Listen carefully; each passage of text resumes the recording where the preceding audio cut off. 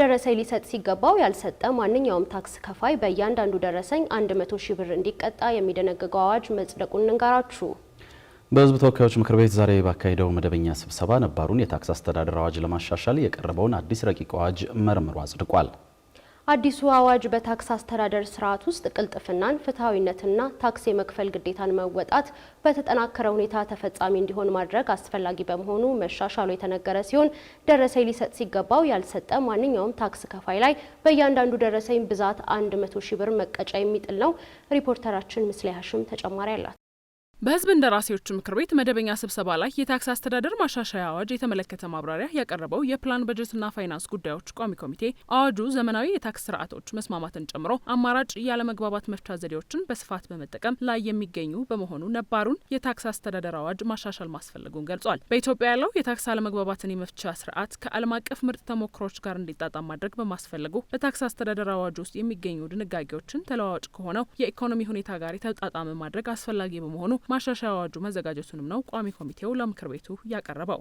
በታክስ ከፋዩና በታክስ ሰብሳቢ አካል መካከል ያለውን ግንኙነት በሕግ የበላይነት ላይ ለመመስረት የሚያስችል ቁልፍ ድንጋጌዎችን የያዘ በመሆኑ 43 ረቂቅ አዋጁ በሀገራችን የታክስ አስተዳደር ስርዓት ውስጥ ተጠያቂነትን፣ ቅልጥፍናን፣ ፍትሐዊነትንና ግልጽነትን ለማስፈን ጉልህ ሚና ያለው መሆኑ ረቂቅ አዋጁ የታክስ አስተዳደሩ ግልጽ ባለመሆኑ ምክንያት የተፈጠሩ የመልካም አስተዳደር ችግሮችን ለመቅረፍ የታክስ ውሳኔ ማስታወቂያችን ባለስልጣኑ ራሱ እንዲያስተካክል ግልጽ ሕጋዊ መሰረት የሚዘረጋና አዲስ ማስረጃዎችን በሚመለከት ግልጽ የሕግ ማዕቀፍ ለመፍጠር እንዲሁም ዘመናዊ የኤሌክትሮኒክስ ታክስ አስተዳደር ስርዓትን ለማጠናከር የሚያስችሉ ድንጋጌዎችን ያካተተ መሆኑ የሚሉት ነጥቦች በዋና ዋና ጭብጥነት ተለይተዋል። አዋጁ አንድ ታክስ ከፋይ መጀመሪያ የታክስ ውሳኔ ሲሰጥ ያልቀረበን ማስረጃ በኋላ ላይ በቅሬታ ወይም በይግባኝ ወቅት ማቅረብ አይችልም የሚል ሲሆን ሆኖም ግን ማስረጃው ባለመቅረቡ በታክስ ከፋዩ ላይ ከፍተኛ ጫና የሚፈጥር ከሆነ ወይም ማስረጃው ከውሳኔ በኋላ የተገኘ ከሆነ በተወሰኑ ቅድመ ሁኔታዎች ሊቀበል ይችላል ይላል። ነገር ግን መቅረብ የነበረበት ሰነድ በወቅቱ ባለመቅረቡ ምክንያት በኋላ ላይ እንደ አዲስ ማስረጃ ከቀረበ ታክስ ከፋዩ ሊከፍል ከሚገባው የታክስ ዕዳ ላይ የ10 በመቶ ቅጣት እንዲከፍል ይደነግጋል ይላል። ይህ ጉዳይ በሚመለከትም በምክር ቤቱ አባል ጥያቄ ተነስቶበት ቋሚ ኮሚቴው ምላሽ ሰጥቶበታል። ፈልጎ አቶ አክሰስ ሊያደርግ አቶ ካመጣ በኋላ ግን ግብር ከፋዩ መቀጣት የለበትም።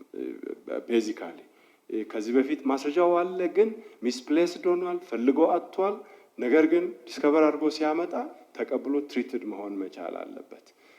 ማስረጃውን አላግባብ ይዘሃል፣ ሚስፕሌስ አድርገሃል ብለን ብንቀጣው ሪዝነብል አይመስልም። ለራሱ የሚጠቅመው ማስረጃ ደብቆ አቆይቶ ያመጣል ብለንም መገመት ትንሽ ስለሚያስቸግር ማለት ነው።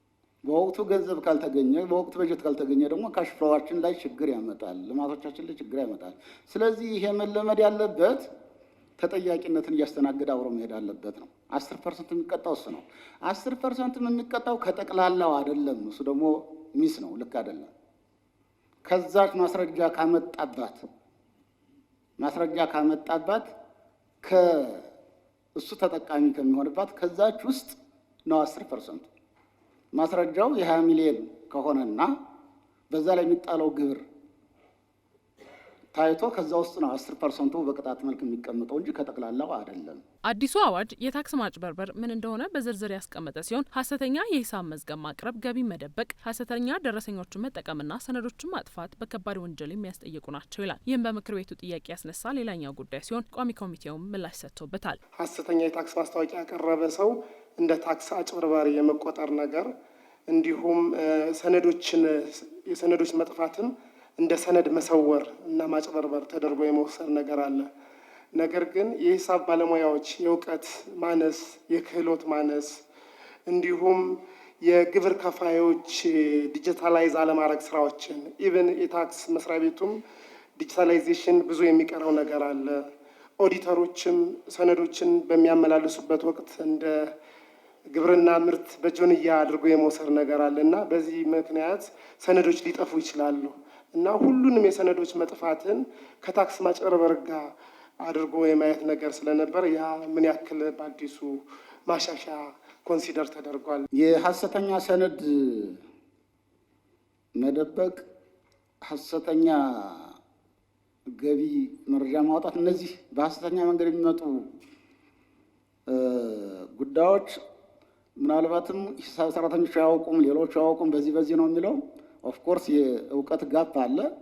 ሲስተማቲክ በሆነ መንገድ ለመፍታት የሂሳብ አዋቂ ባለሙያዎችና ኢንስቲትዩት አቋቁመናል። ባለፈው በአዋጅ ይጸደቃል። በዛ መሰረት አቅም እየገነባን እንሄዳለን።